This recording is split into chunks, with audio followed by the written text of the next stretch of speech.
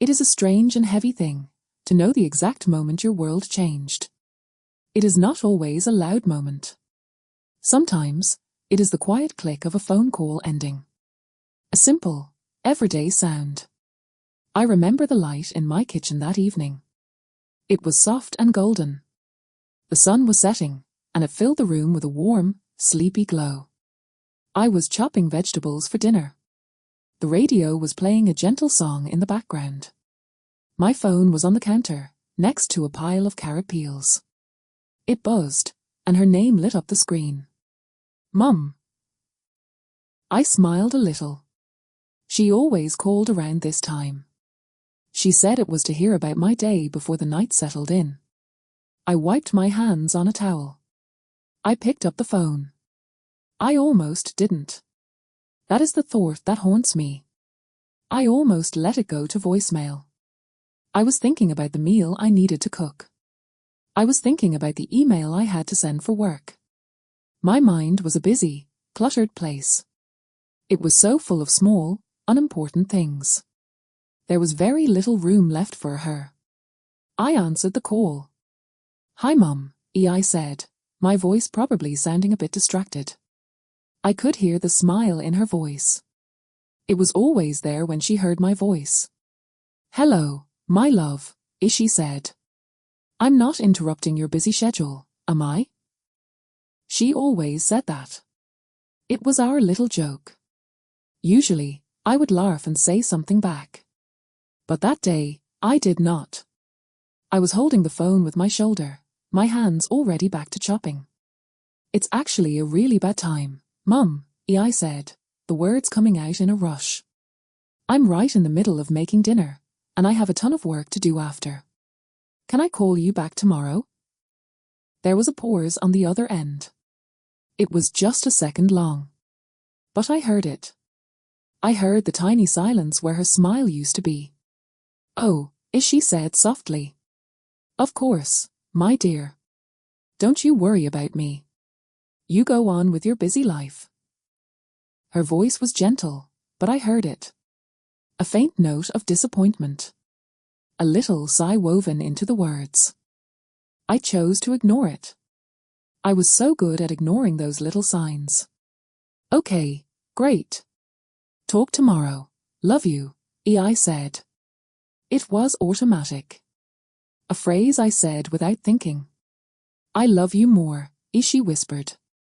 Those were her last words to me. "I love you more." And then the line went dead. I remember putting the phone down. I remember feeling a small sense of relief. Relief that I could get back to my tasks without a long conversation. I finished making dinner. I ate. I did my work. I went to bed. The phone call was already fading from my mind. It was just another Tuesday. It was the last ordinary Tuesday of my life. The last night I would ever have where my mother was just a phone call away. The night held its breath, and I slept right through it, completely unaware. The next morning, the world was different. The phone rang again, but it was not her name on the screen. It was my brother, David. His voice was a tight, broken thing I did not recognize. "You need to come," he said. "It's Mum." My heart did not just sink. It shattered. It fell into a million pieces inside my chest. I did not ask any questions. I knew. I knew from the sound of his crying. I drove to her house. The same house I grew up in. The sun was shining. Birds were singing. It felt like a betrayal, that the world could be so beautiful on a day like this. I walked inside. Everything was the same. Her knitting basket by her favorite chair. The book she was reading, face down on the side table. A cup of tea, half finished, gone cold. And there she was. In her bed. She looked peaceful, as if she was just sleeping. But the room was too still. The air was too quiet. David was sitting in a chair beside the bed, his head in his hands. He looked up at me. His eyes were red. The doctor said it was her heart, he whispered. It happened in her sleep. She didn't feel any pain. I stood there, frozen. I could not move. I could not breathe.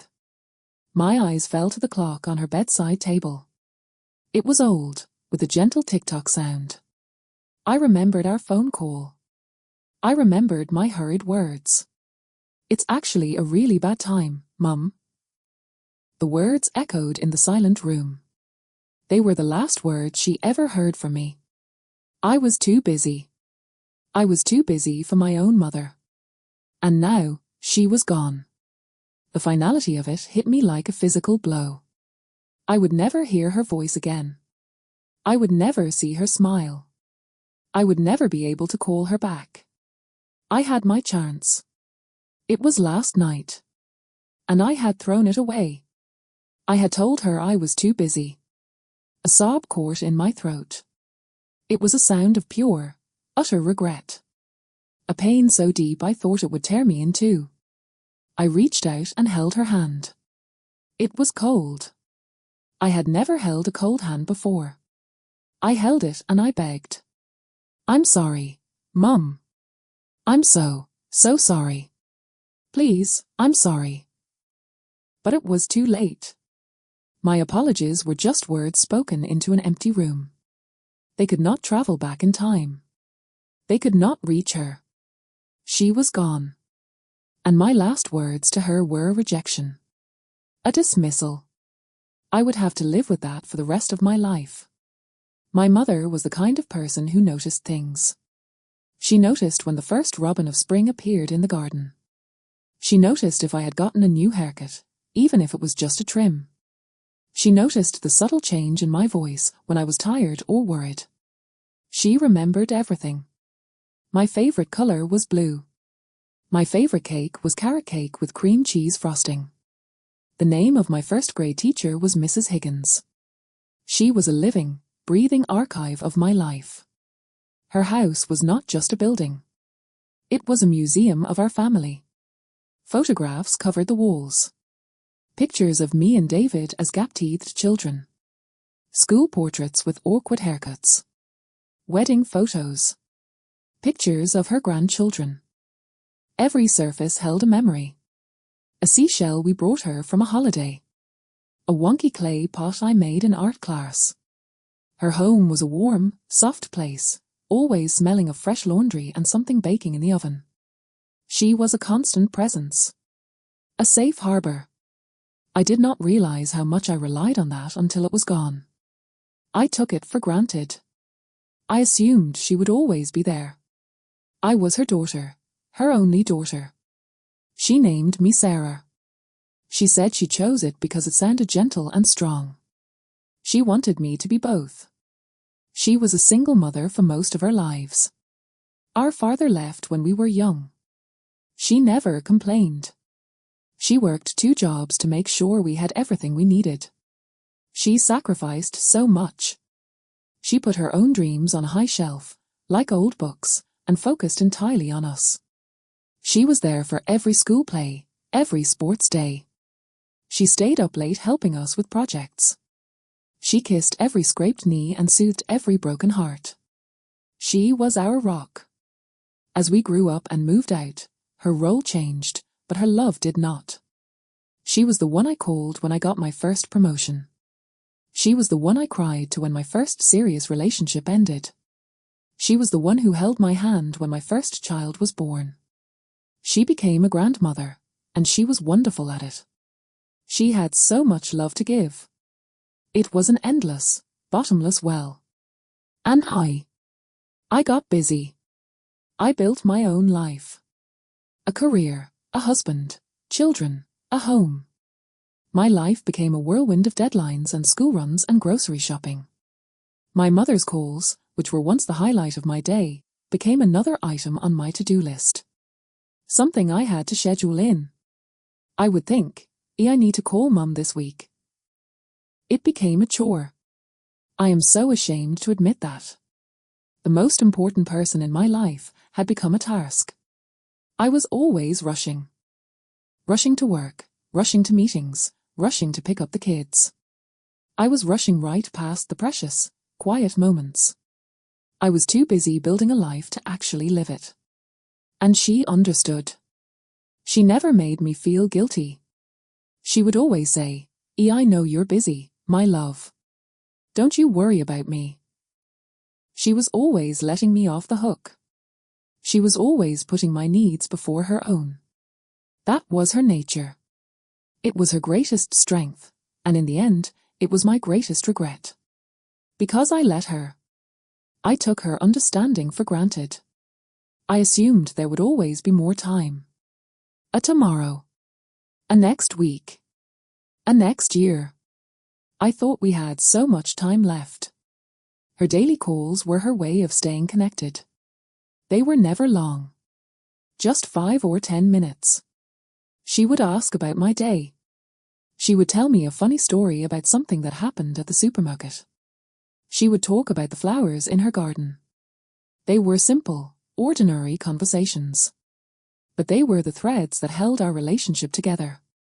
They were the proof that I was still her daughter, and she was still my mum. I started to cut them short. I can't talk long, Mum. I'm just walking into a meeting. The kids are screaming, I have to go. I had a reason every time. A good, logical, adult reason. I was not a bad daughter. I loved her deeply. I just thought our time was unlimited. I thought there would be a day, later, when life was less hectic. A day when I could sit with her for hours and just talk. That day was a mirage. It never came. The last time I saw her in person was 3 days before she died. I had stopped by on a Sunday afternoon. I was only there for an hour. I was distracted, looking at my phone, answering work emails. She had made scones, my favorite. She put one on a plate for me with a dollop of jam and clotted cream. Here you go, my love, as she said, her eyes shining. I ate it quickly, barely tasting it. These are great, Mum. Thanks. I glanced at my watch. I should probably get going. I have to help Mark with the kids' homework. She nodded, her smile not quite reaching her eyes. Of course, dear. You go. She walked me to the door. She gave me a hug. It was a long, tight hug. I remember feeling a little impatient, wanting to get on the road. Now, I would give anything to feel that hug again. I would stay in it forever. I would breathe in her scent of lavender and flower. I would listen to the steady beat of her heart. I would tell her everything I never said. But I can't. That moment is gone. It exists only in my memory, tinged with the bitter color of regret. As I drove away that day, I looked in the rearview mirror. She was still standing on the doorstep, waving. A small, solitary figure in a fading light. She kept waving until I turned the corner and disappeared from view. I did not know it was the last time I would ever see her alive. I would give anything to go back. To stop the car. To run back and hold her. To tell her how much she meant to me. But life does not work that way. It only moves forward. It carries you away from the people you love, one busy day at a time, until they are gone forever. In the weeks leading up to her death, the signs were there. I just did not see them. Or maybe I did not want to see them. Her calls became a little more frequent. Her voice sometimes held a loneliness I had not heard before. She would say things like, "The house feels so big and quiet these days. Iori, I was just looking at your old baby pictures. My, how the time flies." I heard the subtle plea in her words. A gentle request for more of my time, for more connection. I dismissed it. I told myself she was just getting older. She was being sentimental. I was too wrapped up in my own world to hear the quiet alarm bells. My job was more demanding than ever. My son, Liam, was having trouble at school. My daughter, Emily, had a constant stream of after-school activities. My husband, Mark, and I were like two ships passing in the night, coordinating schedules over a quick coffee. Our own relationship was becoming a series of logistical conversations. Can you pick up Liam? Did you pay the electricity bill? What are we doing for dinner? There was no room for softness. No room for quiet reflection. My mother's world was one of softness and reflection. My world was one of hard edges and constant motion. The two were no longer compatible. I started to feel a low-level irritation when her name popped up on my phone. Not because I did not love her, but because her calls represented a stop. A pause in my frantic pace. They required me to shift gears, to slow down, to be present. And I had forgotten how to be present. I was always thinking about the next thing, the next task. One Tuesday, she called while I was in the middle of a tense video call with a client. I let her call go to voicemail. She left a message. Hello, my love. It's just me. I was thinking about you. I hope you're having a good day. Call me when you have a moment. No rush. Her voice was so kind. So understanding. I listened to the message while scrolling through my emails.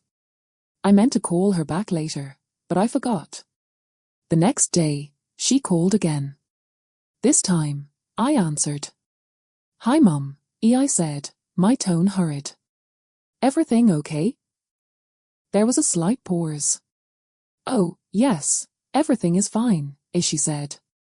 I wanted to hear your voice. I was standing in the supermarket, trying to remember if we needed milk. Well, you're hearing it, I said, a little too sharply. Is something wrong? No, nothing's wrong. Her voice was small. I'll let you go. Love you.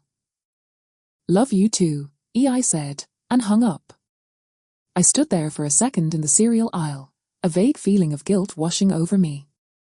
But it was quickly buried under the mental list of groceries I needed to buy. I did not call her back that night. I told myself I would do it tomorrow. There was always a tomorrow. That was the great, tragic lie I told myself every single day. The conflict was not a loud, dramatic fight. It was a quiet, creeping distance. It was the space between my I'm busy and her I understand. It was a chasm that was slowly widening, and I was on one side, blindly building my life, while she was on the other, watching me drift away. A week before she died, I had a rare free afternoon.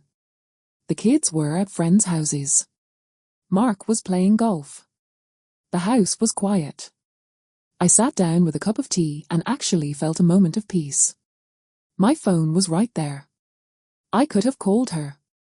I could have had a long, lovely, meandering conversation with her. I could have told her about Liam's science project. I could have listened to her talk about her rose bushes. For a brief moment, I wanted to. I picked up the phone. My finger hovered over her name. But then I thought, I should really use this time to clean the bathrooms. They were looking a bit grubby. And just like that, the moment passed. I put the phone down. I spent the next 2 hours scrubbing the shower and the toilet. I traded a potential memory with my mother for a clean bathroom. I think about that choice all the time. I think about the absurdity of it. The sheer, heartbreaking misplacement of priorities. My mother would have traded 1,000 clean bathrooms for that one phone call. But I did not know that. I did not know the clock was ticking down. We never do. We think we have all the time in the world. We think the people we love are permanent fixtures. We think there will be a tomorrow to say all the things we need to say. The day of the last phone call, I was particularly stressed. A big project at work was falling behind schedule. I had just had an argument with Liam about his homework. The house was a mess. I felt like I was failing at everything. Failing at my job, failing as a mother, failing as a wife. And then my mum called. In that moment, her call felt like another demand. Another person needing a piece of me when I had nothing left to give. So I did what I had learned to do. I built a wall. I used the most efficient bricks I had. It's a bad time. I'm busy. I'll call you back. I did not see the person on the other end of the phone. I only saw another item on my list. I did not hear the love in her voice. I only heard an interruption.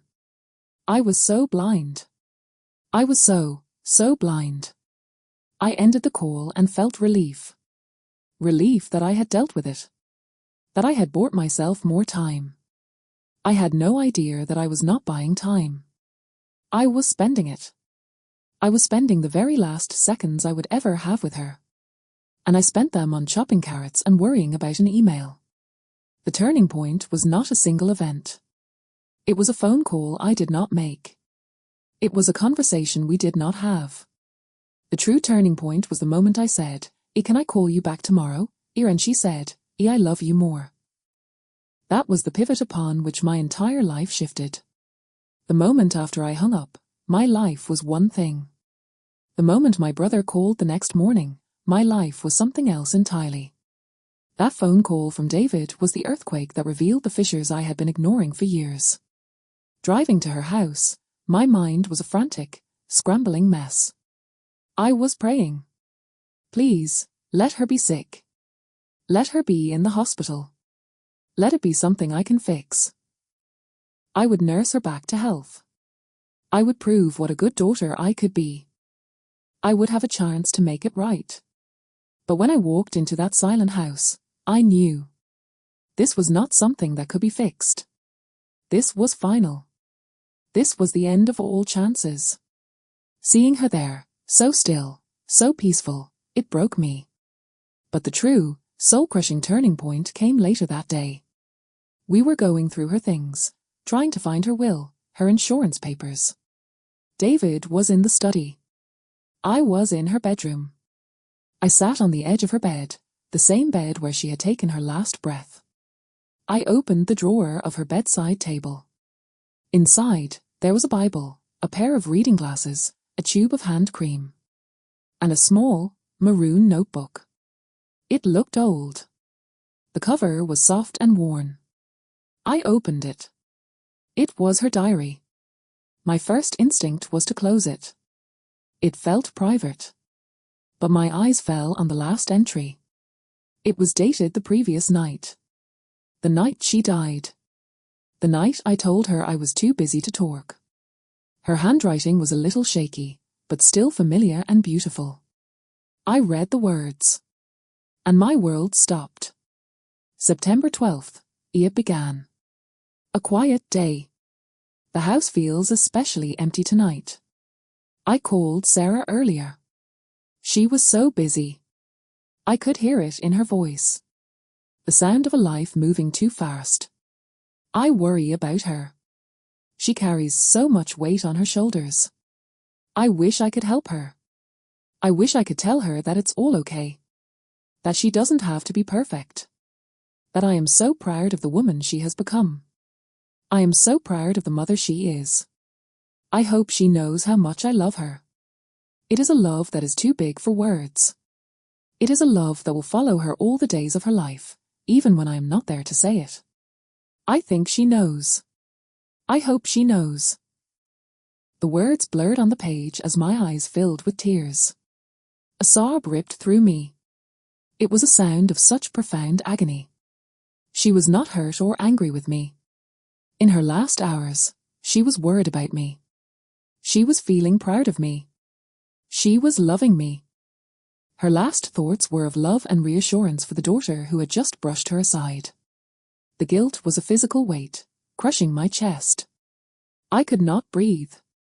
I had failed her. In my rush, in my business, I had failed to see the most beautiful, loving heart that was right in front of me. And now it was gone. David came running in, alarmed by the sound of my crying. He saw me holding the diary. He sat down beside me and put his arm around me. I could not speak. I just handed him the notebook. He read the entry. His shoulders slumped. He looked at me, his own eyes wet. She loved you so much, Sarah, he whispered. She loved both of us. She never felt anything but love. And that made it worse. So much worse. Because I did not deserve it. In that moment, I felt I did not deserve an ounce of her love. Her final act was one of grace, and my final act was one of neglect. The turning point was this realization. The shattering understanding of what I had lost, and the unbearable weight of a love I had been too busy to receive. The days that followed were a blur of arrangements and condolences. The funeral was a quiet affair. Many of her friends came. They told stories about her kindness, her laughter, her gentle spirit. I listened, but I felt like I was behind a thick pane of glass. Separate from everyone. Trapped in my own prison of regret. People said all the usual things. She's in a better place. She didn't suffer. Time heals all wounds. I nodded and thanked them, but inside, I was screaming. Nothing could heal this wound. This wound was my new constant companion. I went back to my life, but I was a ghost. I went through the motions. I went to work. I cooked dinner. I helped the kids with their homework. But my heart was not in it. My heart was back in her quiet bedroom, reading those last, loving words. I started calling her phone just to hear her voice on the voicemail message. Hello, you've reached Eleanor.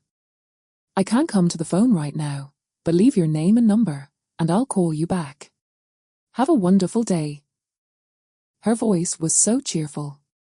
So full of life.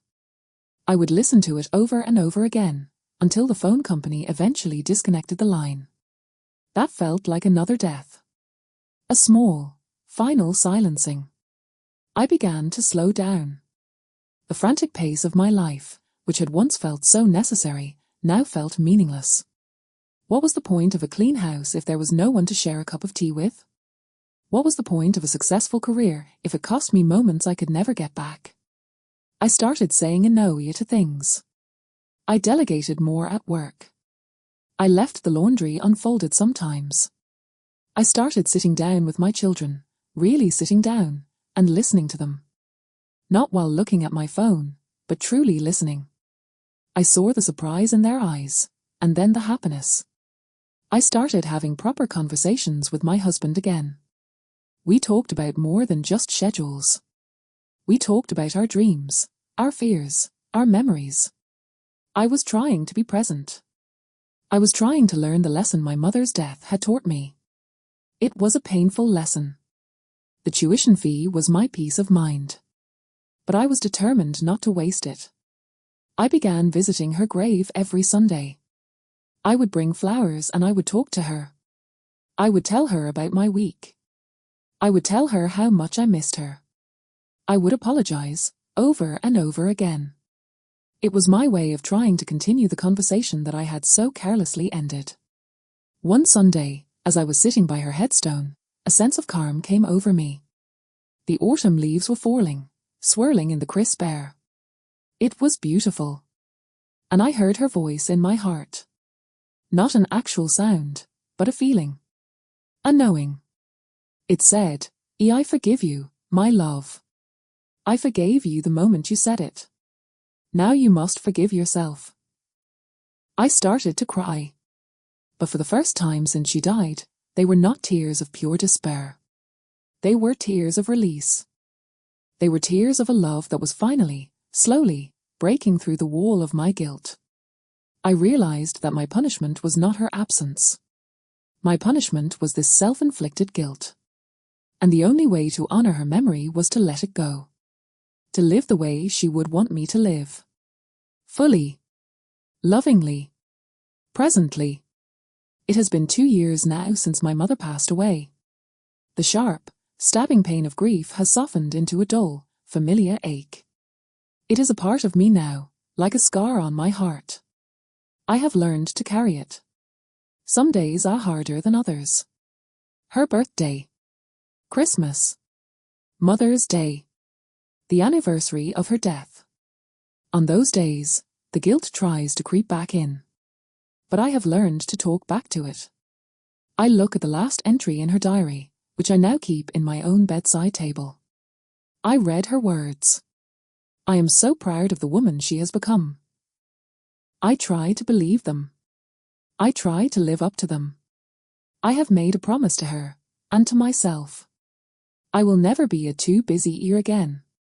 Not for the people I love. When my son wants to show me a new video game, I stop what I'm doing and I watch. When my daughter wants to tell me a long, rambling story about her day at school, I listen to every word. When my husband wants to sit on the porch and watch the sunset, I sit with him. I hold his hand. I am present. I have also reconnected with my brother, David. Losing our mother brought us closer together. We have regular family dinners now. We tell stories about Mum. We laugh about her funny little habits. We keep her memory alive in our hearts and in our conversations. It is a different relationship now. It is not the same as having her here. But it is something beautiful and good that grew from something so painful. That is her legacy. Love that persists. Love that connects.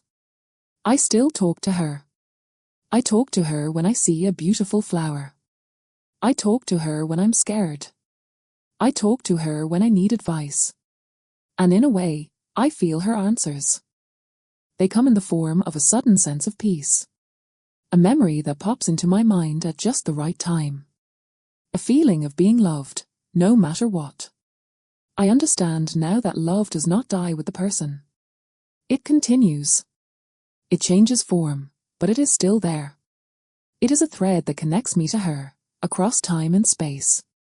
It is a thread I will never again be too busy to hold. The last words my mother heard from me were, "I'm too busy to talk."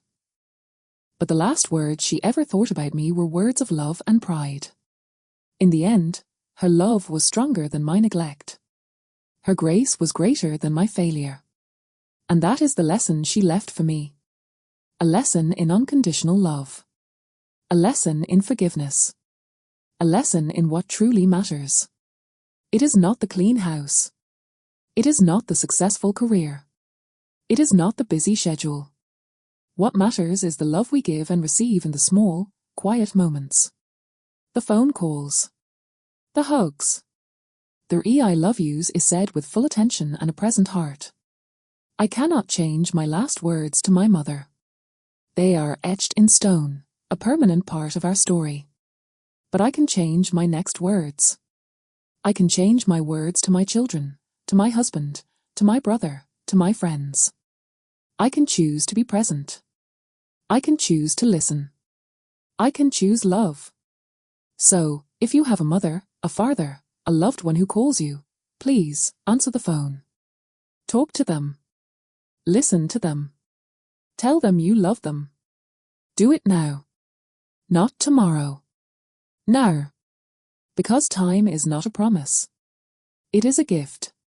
And the most precious gift you can give someone is your time, and your full, undivided attention.